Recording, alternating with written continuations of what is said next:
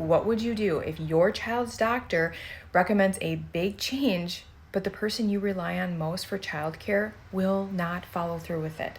That is the dilemma this listener finds herself in, and she's looking for advice. So her mother-in-law, she watches their child full time. They're super grateful. She saves them thousands and thousands of dollars, but he is starting to show signs of autism. So his doctor suggested, hey, let's try something right away and limit screen time. So they go right to the mother-in-law, share this update, tell her like their plan of action. She seemed on board right away. She was like, okay. But yet every single time she goes to pick up her son, he is always, not sometimes, always parked on the sofa with his tablet.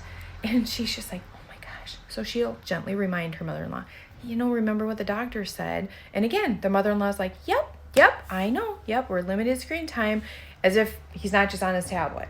Or when the mother-in-law is over visiting the house, as soon as the child starts whimpering at all, she just whips out her phone and hands it to him, like an automatic response, which is really suspicious. They're like, oh my gosh. So she's really worried. Her husband seems worried about the child as well, but more concerned about the finances. Like he's really scared that if they keep pushing his mom and she gets upset, that they're going to have to pay, for daycare, and they just can't afford it. And so he's really focused on that. She's focused on the well-being of their child, and she's feeling really torn and wondering if you have any input.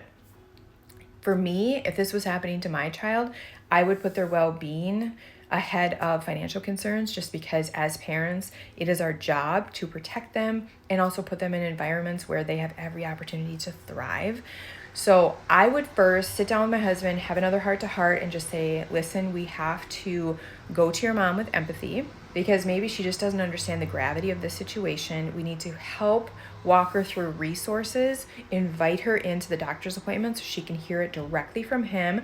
And if all else fails and this still keeps coming up, we need to have a plan B. Your plan B might look like getting a second job to pay for daycare. It might mean downsizing so one of you can go part-time and take on some of the childcare, or having another family member help out with childcare.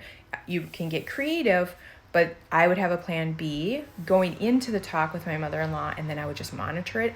That is just my perspective. Let's see what the Mind Your Boundary community has to say.